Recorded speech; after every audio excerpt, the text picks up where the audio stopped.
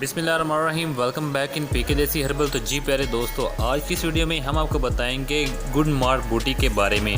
Good mark बूटी क्या है और इसके क्या क्या फ़ायदे हैं और हम इसे किस तरह से इस्तेमाल कर सकते हैं। दोस्तों वीडियो को एंड तक ज़रूर देखिएगा, आपका बहुत ज़्यादा फ़ायदा होगा।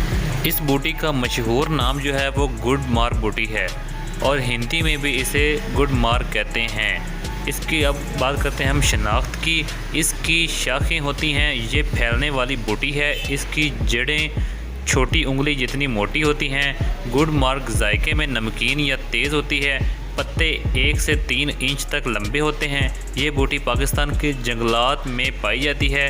गुड मार्क बूटी के 2-3 पत्ते मुंह में डालकर चबाने से झाग सा बन जाता है। इसे थूक कर ऊपर से जितनी भी चीनी या गुड़ जो भी चीज़ हम खाते हैं इसका कोई जायका जो है हमें महसूस नहीं होता।